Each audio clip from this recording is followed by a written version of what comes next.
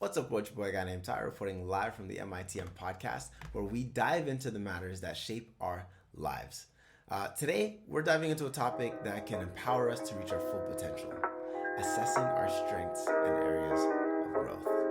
With that being said, run the intro. Caught up in them bright lights, lost of shiny things that's golden. Everything ain't always what it seems, let it soak in. Chasing my dreams, coming apart at my seams. Best believe that the money is the motive. All right. Welcome back to another episode of the MITM podcast.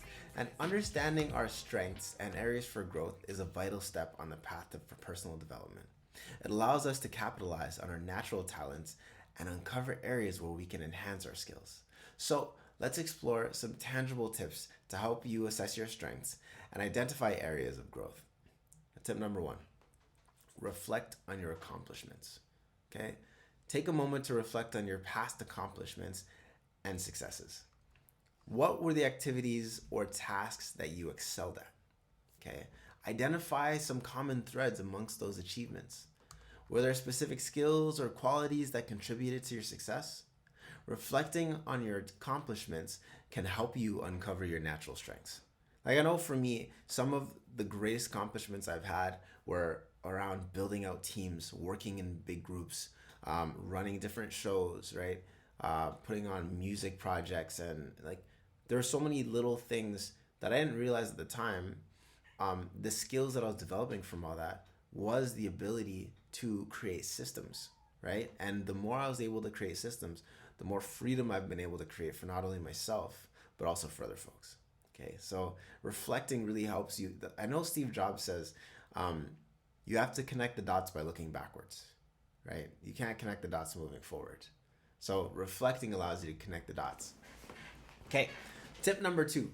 Okay, seek feedback from others. And I love this tip so much.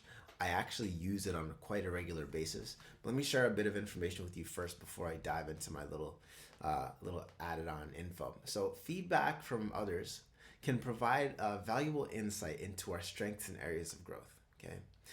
Reach out to trusted friends, families, colleagues, or mentors and ask them for their honest input. What do they believe are your greatest strengths? What do they think you could work on? Embrace their feedback as an opportunity for growth and self-improvement. Now, one of the things I like to do personally is about once a year or so, I like to ask my friends and family, what are 5 things that are amazing about me? What are 5 things that are terrible about me, right? And just be honest, be brutal, give it to me straight. And I want to be able to develop myself into a better person. I want to become a better human being on this planet. So give it to me straight, don't sugarcoat it, and let's keep pushing forward, okay? That's something that I've been doing for quite some time now. I have about 5 or 6 folks that I really trust, like on a deep level, that I'm like, whatever you say, I get it, you know, and I know I can trust what you're saying. So now I'm actually able to take that information and move forward accordingly, okay? Tip number 3, embrace self-reflection, okay? Carve out time for regular self-reflection.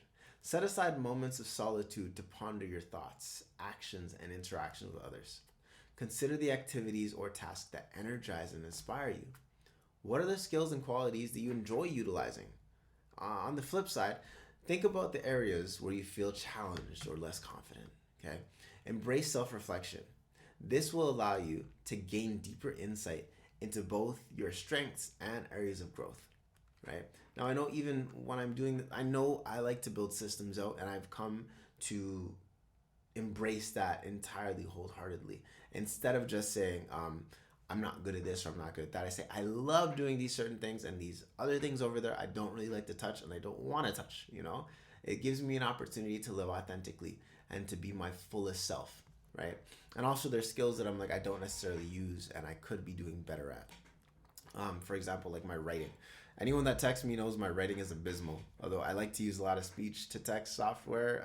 I've been doing it since I was young. But these are some skills that I know, I honestly reflect on, and I know it's just me being lazy, okay? And I have an opportunity and a chance to develop all these skills, so I'm more well-rounded, okay?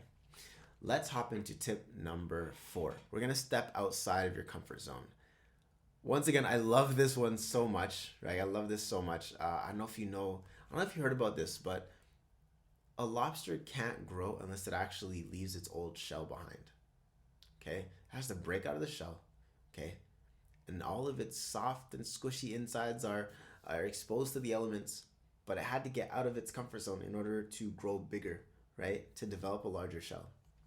And it keeps doing that for as long as it lives for. Now, growth happens when we're outside of our comfort zone, okay? Challenge yourself to try new things and take on tasks that push the boundaries of your current abilities, right? By embracing discomfort and unfamiliar territory, you open yourself up to new learning opportunities and can uncover hidden strengths and talents, okay?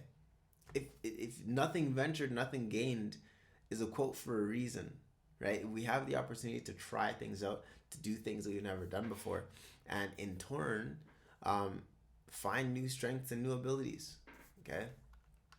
All right, tip number 5, set goals and track the progress, okay? This is something that honestly I'm not doing properly and I should be doing a lot more of. I'm doing the setting goals part, but I'm not necessarily tracking the progress, okay? And I know for some folks, by doing that and actually tracking progress, you'll feel so much more accomplished that you want to keep going, right? I talk to my fitness clients about this all the time. I talk to my finance clients about this all the time. When you measure it, it makes it easier to now see where you came from, okay? Because in everything in life, what we do is we want to see where we came from, where we are now, and where we're going to versus where you want to be going to, all right? And so by actually taking time to not only set the goals, but track the progress, you're going through those steps, you're going through those stages, and you're much more likely to find success, okay? So setting clear goals provides a roadmap for growth, right? Define a specific objective that aligns with your aspirations and your values. Break them down into smaller, actionable steps, okay? As you progress, track your achievements and note areas where you still need to improve. Okay, this process helps you assess your growth effectively and adjust your strategies as needed. Okay. Now, tip number 6, and this is our final tip for today's podcast, but is to seek continuous learning. Okay, even by you listening to this podcast, you're someone that seeks continuous learning anyways, right? A growth mindset involves a thirst of knowledge and a commitment to continuous learning. I always invite folks to be autodidacts. And what an autodidact is just somebody that is a self-learner, somebody who likes to study on their own and doesn't need a teacher specifically for them to go and learn or want to learn, okay? So seek opportunities to expand your knowledge and skills, okay? Through continuous workshops, books, online resources like open source universities. I call it YouTube University now because YouTube is such an amazing resource to learn anything that you want, right? Engage in conversations with experts in the field that you're interested in, okay? Embrace the idea that learning is a lifelong journey, okay? We're autodidacts for life. We're self-learners for life, okay? Each new piece of knowledge will enhance your personal and professional growth, right? And yeah, that's pretty much all 6 tips, right? So that's it for today's episode of the MITM podcast. Remember, assessing your strengths and areas for growth is an ongoing process, okay? Reflect on your accomplishments, seek feedback, embrace self-reflection, step outside your comfort zone, set goals, and never stop learning. And you know the best way to do that is to never stop listening to this podcast right here, because it's an educational podcast to help you get from where you are to where you want to go. Okay, we talk about fitness, finance, and lifestyles. We're going to be talking about the 6 pillars to help you reach a successful life.